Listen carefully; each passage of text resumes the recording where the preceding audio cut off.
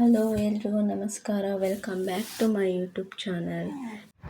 ಇವತ್ತಿನ ಸಂಸ್ಕೃತ್ ಗ್ರಾಮರ್ ಬಂದ್ಬಿಟ್ಟು 4ನೇ ಕ್ಲಾಸ್ ನಡೀತಾ ಇದೆ. ಈ ಕ್ಲಾಸಲ್ಲಿ ಏನೇನೆಲ್ಲ ತಿಳ್ಕೊಬೋದು ಅಂತ ನೋಡೋಣ ಬನ್ನಿ. ಸಂಧಿ ಅಂದ್ರೇನು? ಸಂಧಿಹಿ ನಾಮದ್ರುಯೋತೋ ವರ್ಣತೋ ಮೇಲ್ನನ ದೃಪ್ತನ ರೂಪ ನಿರ್ಮಾಣಂ. ಎರಡು ವರ್ಣಗಳು ಸೇರಿ ಹೊಸ ರೂಪ ಉಂಟಾಗುವುದನ್ನು ಸಂಧಿ ಎನ್ನುತ್ತಾರೆ. ಯಾವೆರಡು ವರ್ಣಗಳು? ಎರಡು ಪದಗಳು.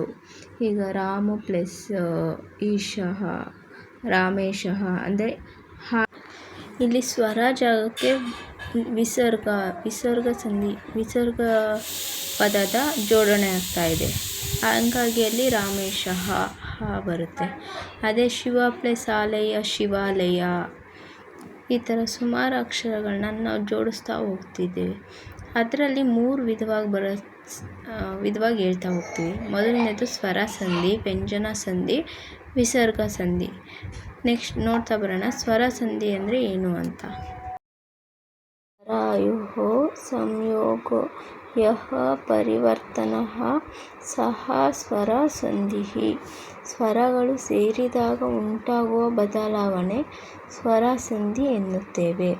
ಇದಕ್ಕೆ ಯಾವ ಥರ ಎಕ್ಸಾಂಪಲ್ ನೋಡೋಣ ಬನ್ನಿ. ಅಂದರೆ ಸ್ವರದಲ್ಲಿ ತೆಗೆದು ಆ ಪದದಲ್ಲಿ ಬೇರೆ ಪದದ ಉಚ್ಚಾರಣೆ ಆಗುವುದನ್ನು ಸ್ವರ ಸೇರಿ ಇದನ್ನು ಸ್ವರ ಸಂಧಿ ಅಂತೀವಿ. ರಾಮ ಪ್ಲಸ್ ಇತಿ, ರಾಮೇತಿ. ಗುರು ಪ್ಲಸ್ ಆಶೀರ್ವಾದ್, ಗುರು ಆಶೀರ್ವಾದ್. ಮುಂದದು ವ್ಯಂಜನ ಸಂಧಿ. ವ್ಯಂಜನ ಸಂಧಿ ಅಂದ್ರೇನು? ವ್ಯಂಜನಯೋ ಸಂಯೋಗ ಯಃ ಪರಿವರ್ತನ ಸಹ ವ್ಯಂಜನ ಸಂಧಿಃ. ವ್ಯಂಜನಗಳು ಸೇರಿದಾಗ ಉಂಟಾಗುವ ಬದಲಾವಣೆ ವ್ಯಂಜನ ಸಂಧಿ ಅಂತ ಅನ್ನುತ್ತೇವೆ. ಅದೇ ಯಾವ ಥರ? ವ್ಯಂಜನಗಳು ಯಾವುವು? ಅಕ್ಷರಗಳು ಯಾವ ಥರ ಸೇರ್ತವೆ? ಸೇರಿದಾಗ ಏನು ಉಂಟಾಗುತ್ತೆ ಅಂತ ನೋಡೋಣ ಬನ್ನಿ. ತತ್ವಜ್ಞಾನಃ, ತತ್ವಜ್ಞಾನಃ. ಸತ್ ಪ್ಲಸ್ ಚಿಂತಃ, ಸಚಿಂತಃ. ಲೋಕ ಪ್ಲಸ್ ಫಲಃ, ಲೋಕಫಲಃ. ಇವೆಲ್ಲ ವ್ಯಂಜನ ಸಂಧಿ ಉದಾಹರಣೆಗಳು. ವ್ಯಂಜನಾಕ್ಷರಗಳನ್ನು ಸೇರಿದಾಗ ಆಗೋ ಬದಲಾವಣೆಗಳು. ನೆಕ್ಸ್ಟ್ ವಿಸರ್ಗಗಳು ಸೇರಿದರೆ ಏನಾಗುತ್ತೆ? ವಿಸರ್ಗ ಸಂಧಿ ಅಂದರೆ ಏನು? ವಿಸರ್ಗ ಸಂಧಿ ಅಂದರೆ ವಿಸರ್ಗೋಸ್ಯ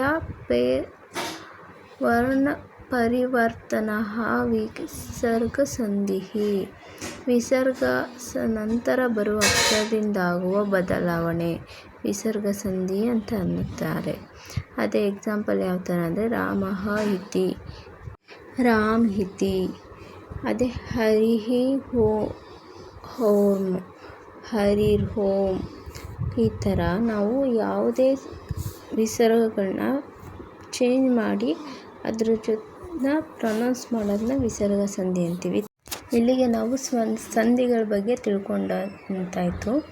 ಮುಂದಿನ ತರಗತಿಯಲ್ಲಿ ಬೇರೆ ವಿಷಯದ ಬಗ್ಗೆ ಮಾತಾಡೋಣ, ಚರ್ಚಿಸೋಣ. ಅಲ್ಲಿವರೆಗೂ ಕಾಯ್ತಾ ಇರಿ ಹೊಸ ವಿಷಯಕ್ಕೋಸ್ಕರ. Thank you.